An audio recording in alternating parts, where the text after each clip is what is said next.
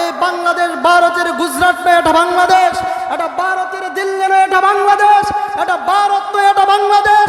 তোমরা যদি বাংলাদেশের মুসলমানদেরকে গৌর গোবিন্দের ভূমিকা পালন করে যদি মুসলমানদের উপর আক্রমণ করো, আমরা বাংলার জমিনের মুসলমানেরা বলতে চাই, তোমরা যদি গৌর গোবিন্দের ভূমিকা নিয়ে আসো, বাংলাদেশের তৌহিদি জনতা মুসলমানেরা শাহজালালের ভূমিকা নিয়ে এসে তোমাদেরকে প্রতিহত করবে।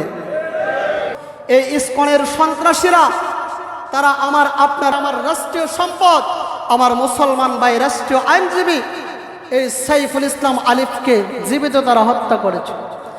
বাংলাদেশের বর্তমান অন্তর্বর্তীকালীন সরকারকে আমরা জানিয়ে দিতে চাই, যদি এই ইসকন এই ভারতের রয়ের গুজরাটের দালাল ইসকনদেরকে যদি বাংলাদেশ থেকে নিষিদ্ধ না করা হয়, এই সাইফুল ইসলাম আলিফের হত্যাকারীদেরকে যদি বাংলার জমিনে যদি সরাসরি যদি হত্যাকাণ্ডের বিচার না করা হয়, বাংলার তৌহিদি জনতা তা কোনদিন মেনে নিবে না।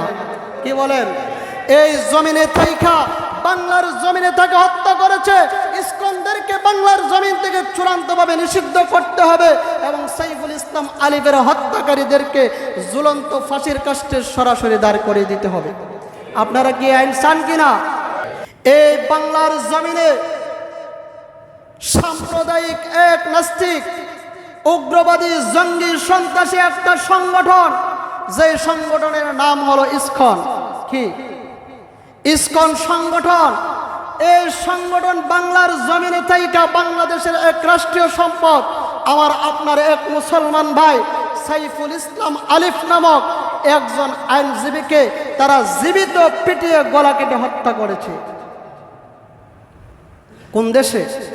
বাংলাদেশের মধ্যে ইসকন নামক এই সন্ত্রাসীরা বাংলার জমিনে বসে আমার আপনার মুসলমানকে জবাই করে হত্যা করে। আমরা ইসকনদেরকে জানিয়ে দিতে চাই, এই ইসকনেরা বাংলার জমিনে বসে তারা ভারতের দিল্লির আইন জারি করতে চায়। এই বাংলার জমিনে বসে বসে তারা ভারতের এজেন্ডা বাস্তবায়ন করতে চায়। এই দিল্লির এজেন্ডা বাস্তবায়ন তারা ইসকনের মানুষেরা করতে চায়। এই বাংলার জমিনে বসে বসে তারা গুজরাটের আইন জারি করতে চায়।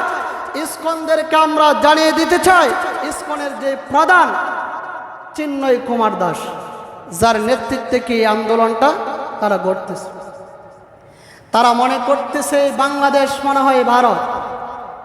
এই ইসকনের সম্প্রদায়েরা তোমরা শুনে রাখো, এই বাংলাদেশকে ভারত মনে করবে না। এই বাংলাদেশ ভারতের গুজরাট নয়, এটা বাংলাদেশ। এটা ভারতের দিল্লি নয়, এটা বাংলাদেশ। এটা ভারত নয়, এটা বাংলাদেশ। তোমরা যদি বাংলাদেশের মুসলমানদেরকে গৌর গোবিন্দের ভূমিকা পালন করে যদি মুসলমানদের উপর আক্রমণ করো, আমরা বাংলার জমিনের মুসলমানেরা বলতে চাই, তোমরা যদি গৌর গোবিন্দের ভূমিকা নিয়ে আসো, বাংলাদেশের তৌহিদি জনতা মুসলমানেরা শাহজালালের ভূমিকা নিয়ে এসে তোমাদেরকে প্রতিহত করবে। এই বাংলাদেশের মুসলমানেরা ইসলামের জন্য পূর্ব থেকে রক্ত দিয়ে আসতেছে। আমরা জানি হিন্দু ভাই ভাই, মুসলমান ভাই ভাই, এই দেশের মধ্যে আপনার অধিকার আছে, আপনার অধিকার নিয়ে চলা। আমি মুসলমান, আমার ধর্ম নিয়ে যেমনভাবে চলার অধিকার আছে, তুমি হিন্দু, তোমারও কি ধর্ম নিয়ে চলা অধিকার আছে। তাই বলে আপনার ধর্ম পালন করতে যাইয়া আমার ধর্মের উপর আঘাত করা যাবে না। কি বলেন? আঘাত করা যাবে? এই ইসকনের সন্ত্রাসীরা তারা আমার আপনার ধর্মের উপর আঘাত করে আমার রাষ্ট্রীয় সম্পদ, আমার মুসলমান ভাই রাষ্ট্রীয় আইনজীবী এই সাইফুল ইসলাম আলিফকে জীবিত তারা হত্যা করেছে। বাংলাদেশের বর্তমান অন্তর্বর্তীকালীন সরকারকে আমরা জানিয়ে দিতে চাই, যদি এই ইসকন এই ভারতের রয়ের গুজরাটের দালাল ইসকনদেরকে যদি বাংলাদেশ থেকে নিষিদ্ধ না করা হয়, এই সাইফুল ইসলাম আলিফের হত্যাকারীদেরকে যদি বাংলার জমিনে যদি সরাসরি যদি হত্যাকাণ্ডের বিচার না করা হয়, বাংলার তৌহিদি জনতা তা কোনদিন মেনে নিবে না। কি বলেন?